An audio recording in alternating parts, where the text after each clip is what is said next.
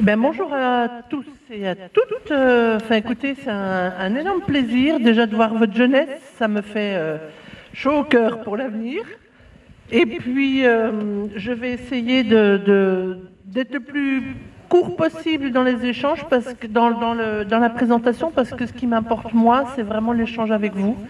Vos interrogations, vos doutes, vos craintes par rapport à l'agriculture, par rapport à la production agricole française et ce que nous subissons au quotidien, des pressions normatives de l'Europe et bien d'autres, parce que ce que nous vivons, nous, l'agriculture française, c'est vraiment une surtransposition et des contraintes européennes et des contraintes françaises. Donc ça commence à faire beaucoup.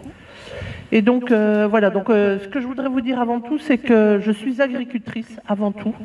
Le mot syndicat ne me plaît pas, je préfère dire qu'on est dans la défense du monde agricole. Voilà, je sais pas, c'est une question de, je sais pas, c'est une connotation. Mais donc, je suis avant tout agricultrice, productrice de lait et végétaux, donc production végétale, y compris betterave, dans l'Oise, près de Beauvais, entre Beauvais et Amiens.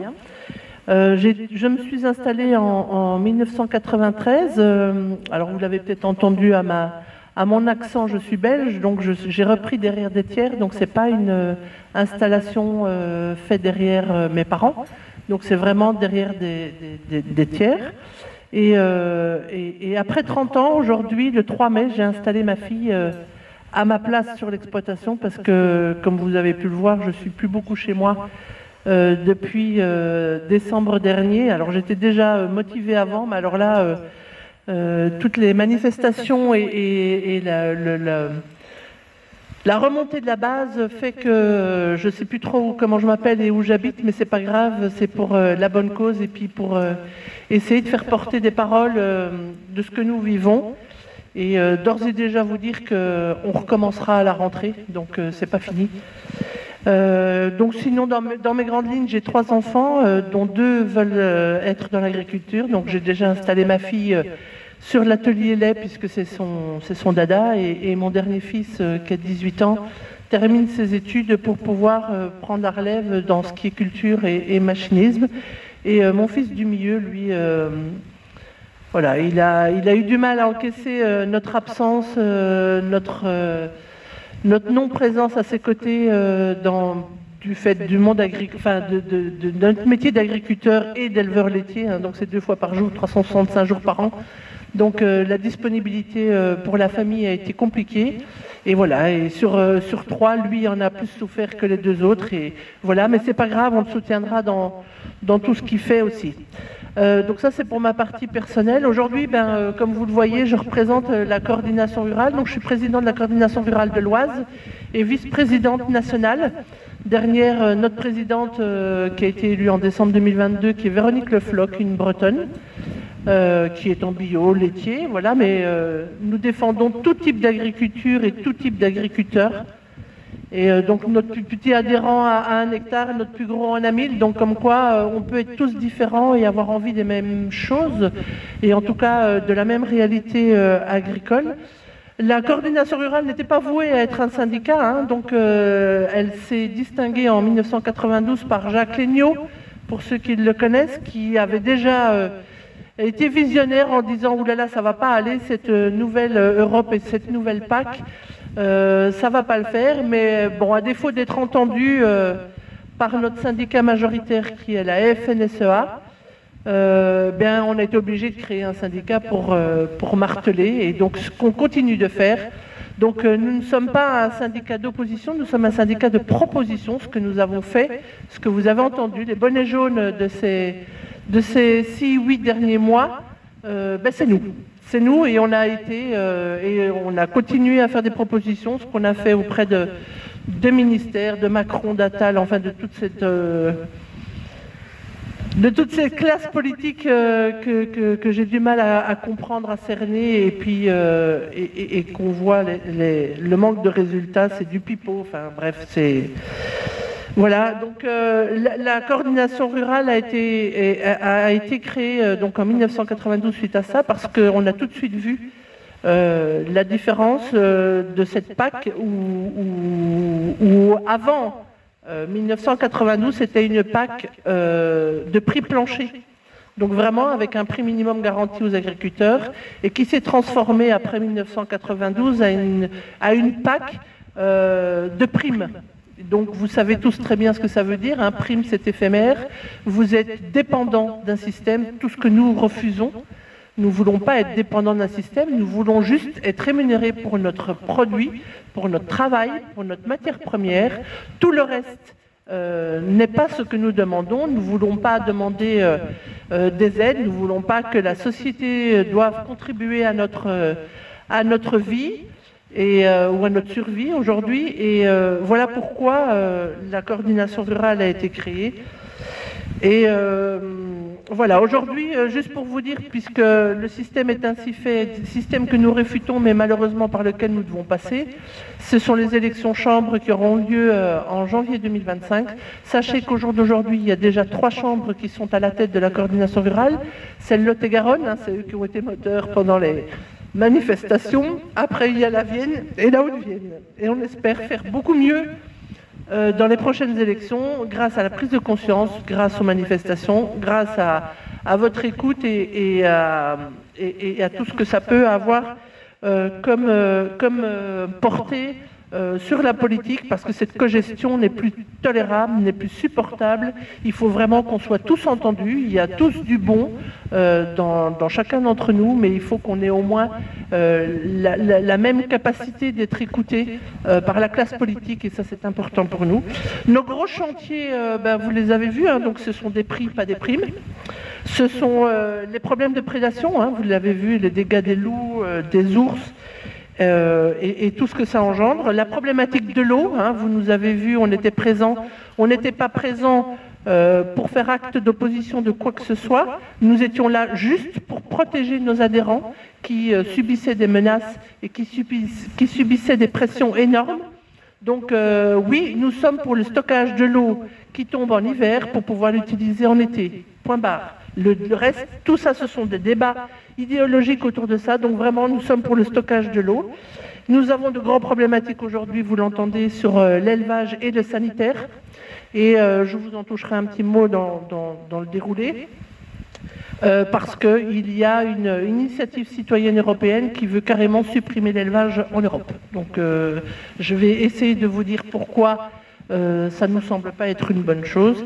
Et puis voilà, je ne veux pas dramatiser, mais la moisson qui vient de se terminer pour certains, qui n'est pas encore finie pour d'autres, est la plus catastrophique depuis ces 40 dernières années, pour un cumul de choses. C'est qu'elle n'est pas là en rendement, elle n'est pas là en qualité, elle n'est pas là en prix, parce que d'autres forces agricoles ont de bons rendements, donc forcément les prix chutent. Certains de nos collègues n'ont pas pu semer au moment où c'était la période des semis parce qu'ils étaient sous eau. Et donc voilà, c'est avec ça que nous devons travailler. Alors de ça, on le savait, hein, quand on s'engage à être agriculteur, on savait que la météo était notre plus gros challenge. Mais ça, plus tout le reste, ça commence à faire beaucoup.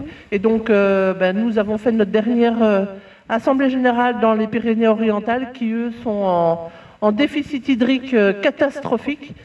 Et moi qui venais du Nord où j'étais sous inondation, vous voyez le grand écart que nous devons avoir au sein de l'agriculture française déjà, avant de parler de l'agriculture européenne. Voilà, ça c'était une petite présentation. Alors j'étais partie sur un topo en 5 points, mais franchement vous pouvez m'interrompre, hein, parce que je ne suis pas là pour débiter, mais je suis là pour vous apporter des réponses. Plus que des grandes lignes, mais bon, il fallait une trame, donc il y a une petite trame en 5 points, donc il y avait un peu l'avant-après, mais je vous en ai déjà parlé, grosso modo de l'agriculture avant 1992 et après 1992. Il y avait un deuxième point sur la souveraineté alimentaire et la concurrence déloyale, vous entendez parler, mais je peux vous dire ce que c'est pour nous au quotidien. Après le troisième point, il y avait la défense de l'élevage française, produire de la qualité. Quatrième point, les conséquences sur la santé humaine, parce que l'alimentation passe par... la santé humaine est une résultante de l'alimentation, de votre alimentation. Et le cinquième point, c'était l'instrumentalisation de l'électorat paysan. Mais on peut bien sûr aller plus vite sur certains points que sur d'autres. Donc je reviens vite fait sur l'avant-après 1992, hein, donc juste pour que vous schématisez pour l'agriculture. Avant 92, donc je vous l'ai dit tout à l'heure, c'est des prix planchers, un prix minimum garanti aux agriculteurs, qui au demeurant nous allait très bien. Sauf que ça, c'était une politique de production. Il fallait absolument les après-guerres, il fallait nourrir, donc il fallait produire. Évidemment, ça a coûté très cher à l'Union européenne et avec des gros problèmes de stockage, puisque qui dit production dit qu'il faut... ça a vite dérapé en surproduction et avec les problèmes de stockage. Donc ce n'était pas la solution idéale, si ce n'est qu'il aurait fallu à ce moment-là, ce que nous prenons à la coordination rurale, c'est une régulation. En fait, je pense qu'il y a plein de choses très bien dans ce qui est imaginé pour l'Europe, sauf que comme pour tout, ça dérape très vite. Et dans toutes ces choses-là, il faut toujours avoir le curseur pour dire la vérité, elle est au milieu de tout ça. Elle n'est pas trop peu, elle n'est pas de trop, elle doit être régulée. Et donc ça, c'est ce que nous, à la coordination rurale, nous prenons. Voilà, ça étant dit, les budgets de l'Europe pour l'agriculture, à leurs yeux, étaient trop importants, donc ils ont fait un virage en 92 en mettant la PAC, la politique agricole commune que vous connaissez aujourd'hui, qui est des aides et non plus des aides... Enfin, c'est plus des prix à la production, on nous a donné des aides pour réguler cette production, alors qu'on pouvait très bien le faire sans aide. Mais tout ça, ça a évidemment entraîné une très mauvaise image de l'agriculture auprès de la société, puisqu'ils ont dit c'est notre argent qui va pour soutenir l'agriculture, alors que nous, on ne le demandait pas. Enfin, nous, quand je dis nous, c'est la coordination rurale. Et juste pour faire une différence avec le syndicat majoritaire, qui lui est un syndicat productiviste. Lui, il a voulu continuer dans la mouvance de départ d'avant 92, c'est qu'il fallait produire à tout prix. Sauf que la production, elle pouvait être là à un moment donné, c'est-à-dire le moment après-guerre, mais il fallait vite réguler parce qu'on sait très bien que des excédents peuvent casser les marchés, peuvent casser les prix, et de ce fait-là, fait que nous ne sommes plus rémunérés à notre matière première, mais à des choses éphémères, factuelles, enfin, je ne vais pas dire virtuelles, mais donner une aide à produire, c'est pas la fonction de l'agriculteur. L'agriculteur, il veut produire pour nourrir, il veut produire pour que vous ayez de la qualité, qu'il n'y ait pas toutes ces importations, parce que la dérive de tout ça, ça a été de nous dire, écoutez, arrêtez de produire, on va vous donner des aides pour ne plus produire, mais on va importer. Et c'est là que le bas a blessé et que le bordel et le bazar est arrivé dans notre alimentation, enfin dans la vôtre surtout, parce que moi, finalement, en tant qu'agricultrice, j'ai du lait, j'ai des poules, j'ai des vaches, j'ai des petits jeunes qui font de la farine et des pâtes. Je pense que moi, je pourrais continuer à me nourrir correctement, ce qui ne sera peut-être pas votre cas à vous, la société civile, et c'est là où vous devez avoir une prise de conscience aussi dans vos actes d'achat. Donc, quoi vous dire d'autre? Donc, nous avons lutté, donc je vous l'ai dit, des prix, pas des primes. La PAC de 92 a fait aussi déraper dans tout ce qui est normes environnementales. Alors, qu'on nous demande des normes et qu'on vous rende des comptes sur ce que vous mangez, pas de problème. Mais par contre, qu'on vous dise et qu'on vous mente sur ce que vous mangez aujourd'hui, je prends l'exemple du poulet ukrainien, brésilien, enfin de ce que vous voulez, qui n'est pas du tout dans les normes de production de ce que vous demandez. Alors quand je dis vous, ne vous sentez pas visé, je parle de la société en général ou le consommateur en général, qui nous a dit, voilà, nous on veut du plein air, on veut autant de mètres carrés par poule, on veut le bien-être animal, on veut plein de choses. Par contre, ce que vous mangez n'est pas du tout en rapport à ce que vous nous avez demandé. Donc, que vous nous demandiez des choses, pas de problème, je pense que c'est possible à faire, sauf que ça a un coût. Et vous ne pouvez pas, et vous devez savoir que vous ne pouvez pas manger à bas prix de la qualité, ce n'est pas possible. C'est juste pas possible. Et on vous ment, donc on fait passer de l'alimentation ukrainienne, brésilienne, des feedlots d'Argentine, avec des manières de production qui, je pense, ne sont pas ce que vous attendez de votre nourriture. Et donc elles passent par des ports à Amsterdam, par d'autres points, et bizarrement deviennent européennes. Alors c'est marqué dans l'étiquetage, alors ça c'est notre autre gros combat, c'est l'étiquetage où on marque provenance, origine, Union européenne.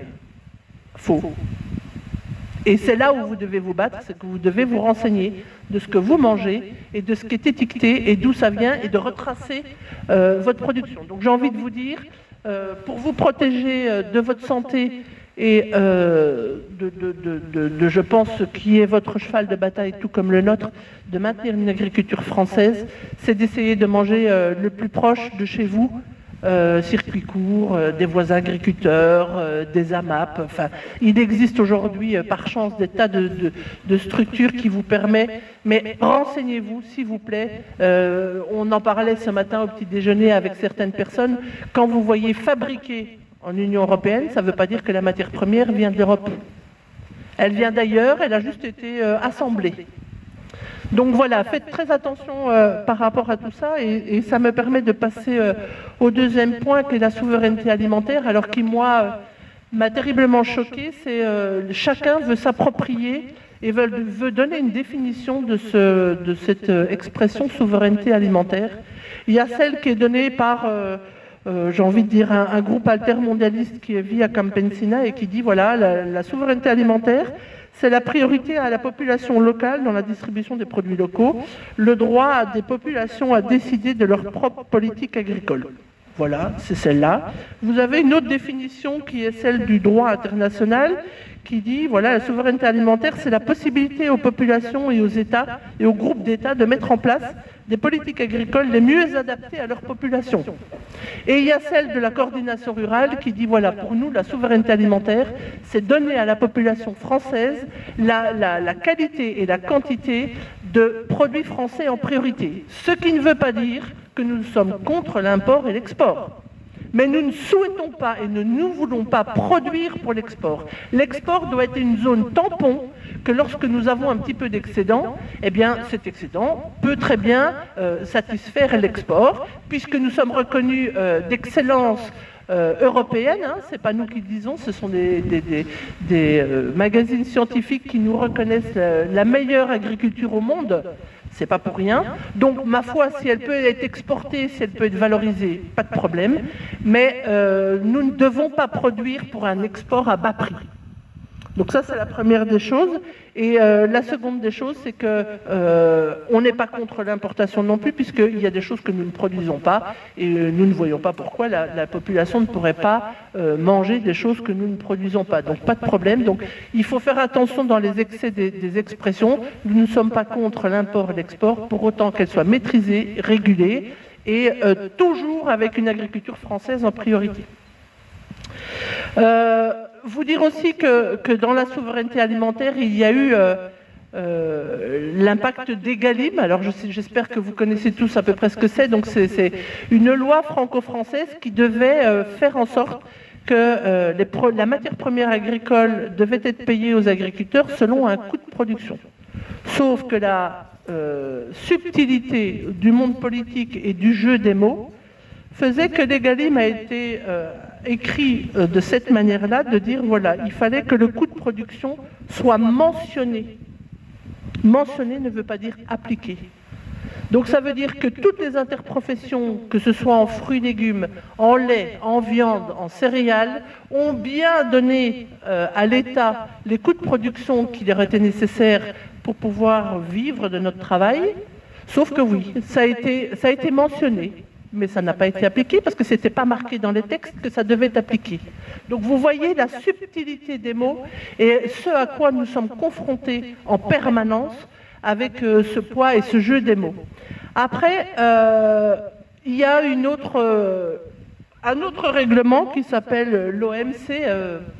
Mes prédécesseurs seront peut-être plus compétents que moi pour vous développer, mais moi, pour le niveau agricole, l'OMC ne permettait pas l'Egalim. Donc vous voyez très bien que l'Egalim a été une contrainte franco-française, et dans cet Egalim n'étaient pas soumis les marques de distributeurs, donc de nouveau des subtilités, et donc qu'est-ce que vous avez vu fleurir dans vos grandes surfaces? Ce sont toutes ces marques distributeurs qui ont eu une progression exponentielle parce que, évidemment, n'étaient pas concernées par ce règlement. Les coopératives n'étaient pas non plus concernés par ce règlement. Donc en fait, on essaye de vous faire croire que sont mis en place des choses pour rémunérer les agriculteurs. C'est faux et archi faux parce que c'est bourré de dérogations et de contournements de choses qui fait que ça ne peut pas s'appliquer concrètement. L'OMC, pour vous donner, c'était un peu l'Organisation mondiale du commerce pour... Elle a été créée, mais évidemment, elle ne fonctionne pas comme il faut, parce qu'elle instaure une libéralisation des échanges à tout prix, donc ce que vous voyez là aujourd'hui, l'importation à fond de balle. Ça a empêché les Galim. Il y a beaucoup trop de dérogations, donc il y a des États qui peuvent faire des choses, d'autres États ne peuvent pas le faire, et on en arrive à notre fameuse concurrence déloyale que vous avez entendue lors des manifestations. Ça veut dire que nous, à la France, on nous dit vous ne pouvez pas utiliser cette matière active-là, vous ne pouvez pas produire de cette façon, les vaches françaises doivent avoir 8 mètres carrés minimum par vache, les veaux doivent avoir 6 mètres carrés. Des tas de contraintes qui, je peux l'entendre, sont très jolies, sauf que ce qu'on importe n'a pas du tout ces normes-là. Donc on vous fait croire que par la belle vitrine de l'agriculture française, c'est ce que vous mangez au quotidien, mais c'est faux. Parce que tout ce qui est importé n'a pas ces normes-là. Il y a des matières actives qui nous sont interdites à nous, qui sont autorisées dans ces pays-là, et qui arrivent sur vos étals de magasins. Donc, alors, ou bien on dit à tout le monde, pas cette matière active-là, ou alors on le dit à personne. Ou alors on dit, voilà, vous avez voulu une agriculture d'excellence, nous les agriculteurs, on l'a fait, mais ça a un prix. Et je répète là-dessus, vous ne pouvez pas avoir une alimentation digne de ce nom et un bas prix, ce n'est pas compatible.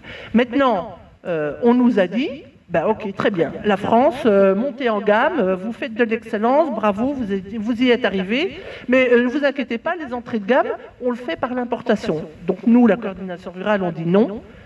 On est capable, nous, agriculteurs, de faire les deux, et les entrées de gamme, et l'excellence, mais c'est comme pour toute chose, c'est deux gammes de prix, et ça doit être expliqué aux consommateurs. Nous n'avons pas besoin des produits d'importation pour vous proposer des choses moins chères que les produits d'excellence. Il suffit de nous dire, faites ça avec des cahiers des charges beaucoup plus légers, avec des normes beaucoup moins contraignantes, mais tout en respectant l'animal et tout en respectant vos demandes. Donc voilà ce à quoi nous sommes rendus aujourd'hui, et cette problématique de concurrence déloyale que le consommateur ne sait pas forcément.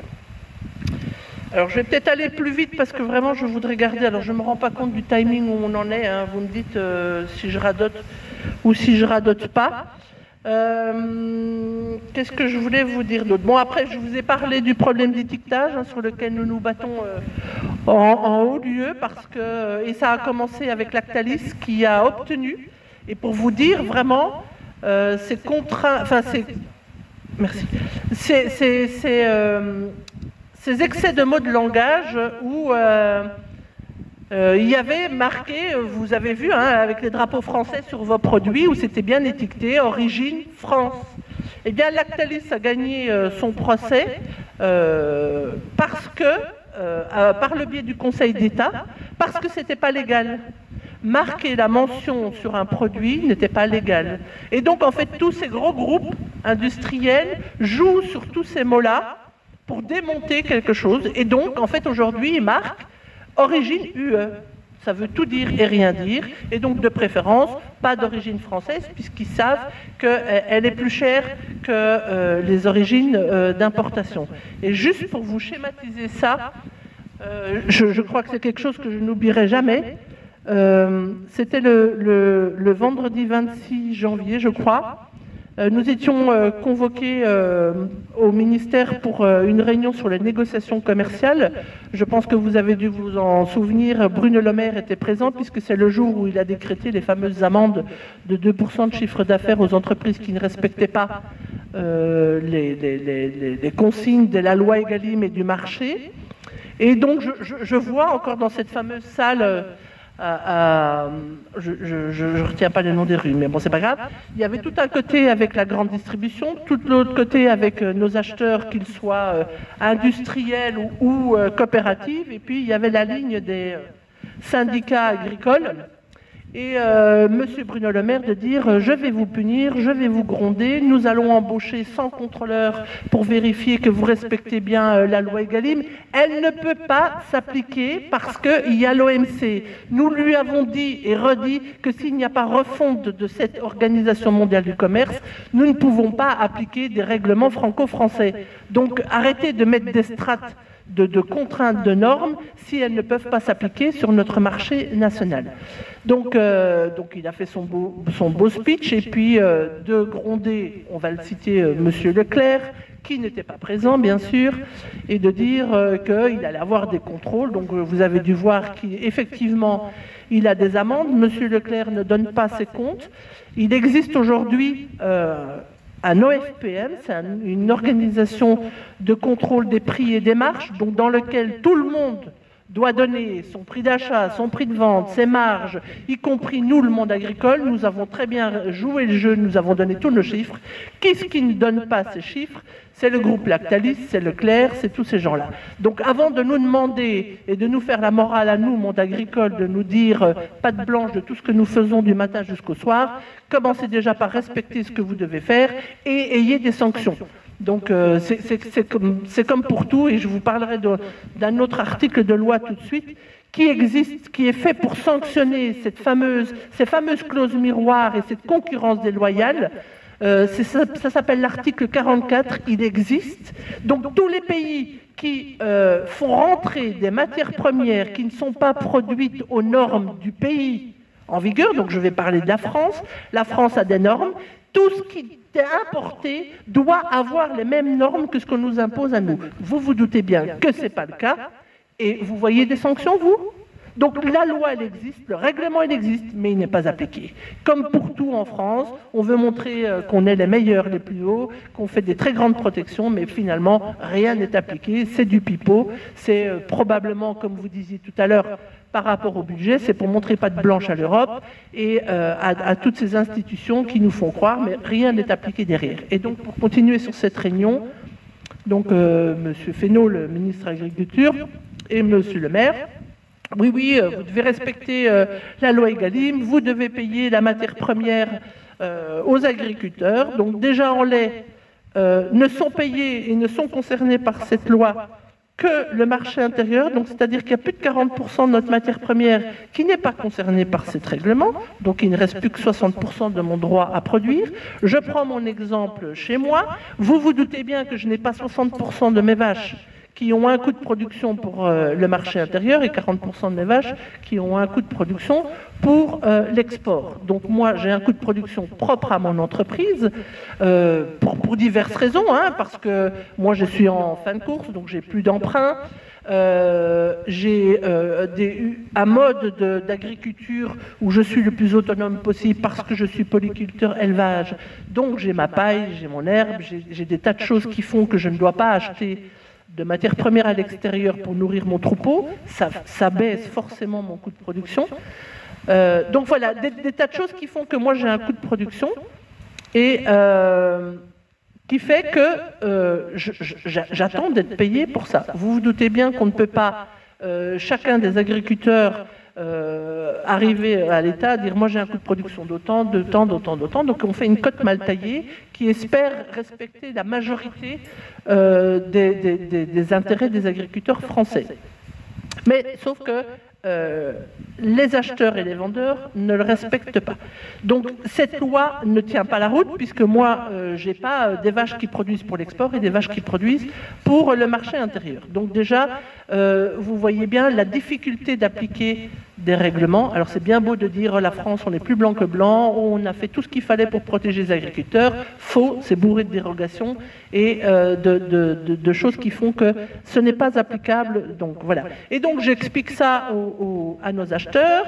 Et là, une des grandes surfaces dit mais écoutez madame, moi je ne demande pas mieux que de vous payer votre prix, sauf que moi, mon acheteur, à qui j'achète du lait, en l'occurrence, c'était Sodial sur ce coup-là, ça peut être un autre sur un autre coup, hein, mais je dis voilà. Il a demandé à sa laiterie combien il payait le producteur. La laiterie a dit je paye mes producteurs 480 € les millilitres. Et quand la grande surface a été se renseigner auprès des producteurs, en réalité les producteurs étaient payés 440. Donc vous vous doutez bien que dans leur guéguerre, ils se sont dit tu me fais croire que tu payes les producteurs, en fait tu ne les payes pas. Et à moi, tu me dis que tu payes 480, alors en réalité, tu payes 440. Donc, tu m'entubes. Et donc, leur guéguerre était là. On était dans une cour de 3e maternelle à voir qui avait raison ou qui avait tort, au détriment de l'agriculture et des agriculteurs français. Autant vous dire que mes larmes ont monté, bon, elles me montent facilement, c'est vrai, Monsieur Fesneau, le ministre, il me dit « Mais ça va aller, madame ?» Je dis « Vous, ta gueule !» Parce que ça a dépassé l'entendement.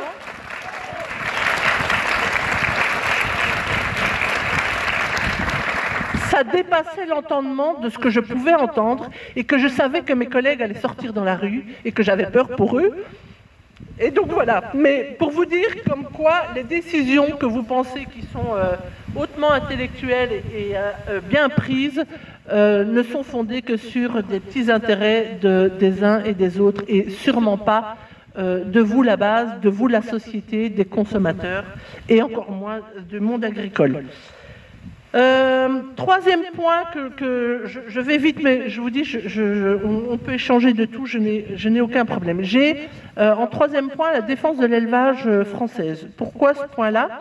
Parce que, comme je l'ai dit à certains de vos collègues, il y a une initiative citoyenne européenne qui a vu le jour il y a moins d'1 mois, demandant l'arrêt total de l'élevage en Europe.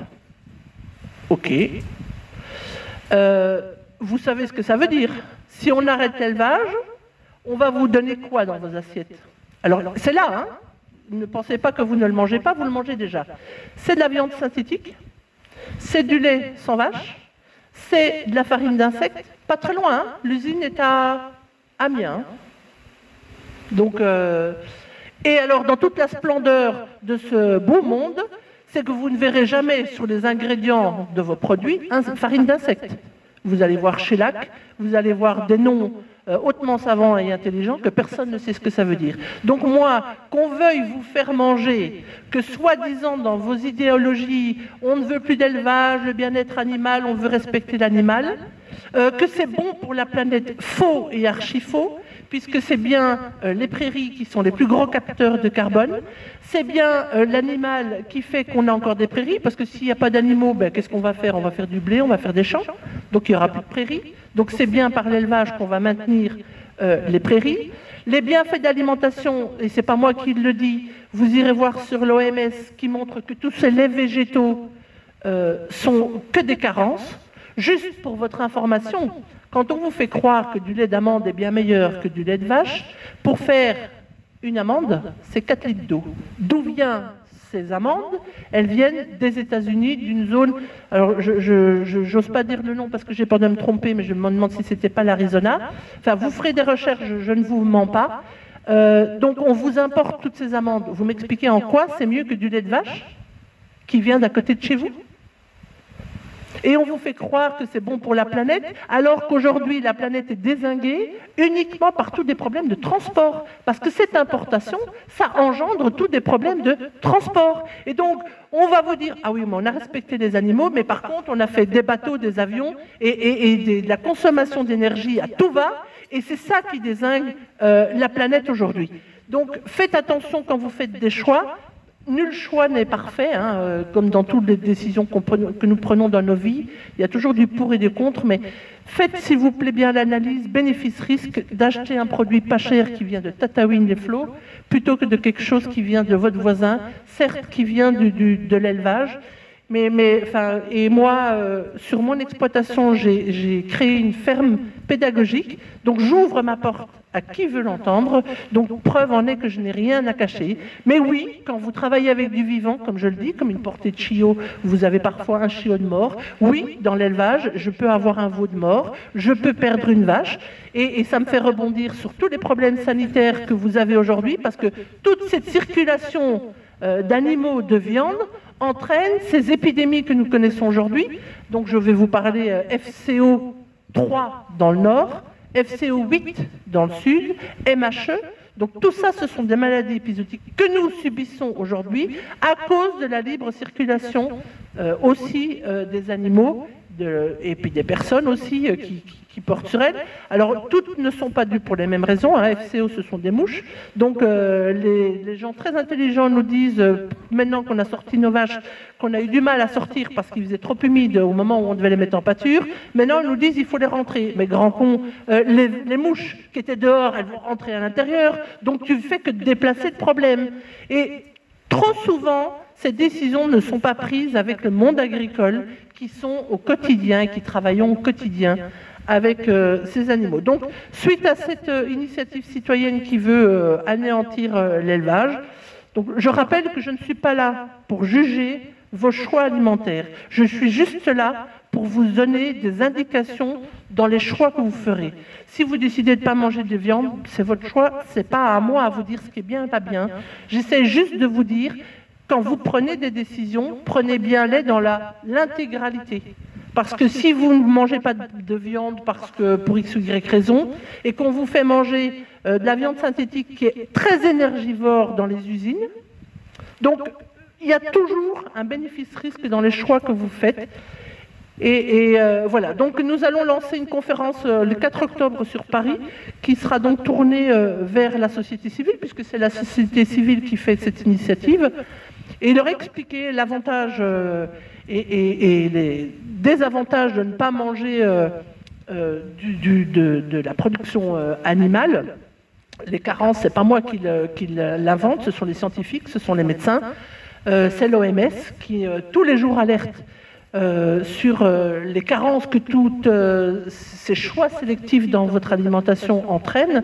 Mais bon, n'ayez crainte, les laboratoires pharmaceutiques sont là pour vous soutenir, ils vont vous vendre des compléments alimentaires, donc on vous supprime les bienfaits de l'alimentation et on vous les remplace par d'autres choses, des compléments alimentaires et autres.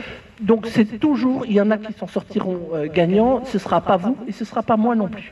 Donc faites bien, voilà, c'est juste par rapport à ça, je n'ai aucun jugement, mais je vous dis juste que faites attention quand vous faites des choix, quels qu'ils soient d'ailleurs, prenez bien, et c'est ce que vous faites, puisque vous êtes là, c'est que vous avez déjà un autre regard sur la vie, que vous ne voulez pas qu'on décide à votre place, ben, l'alimentation c'est aussi ce choix-là de ne pas laisser les autres décider à votre place.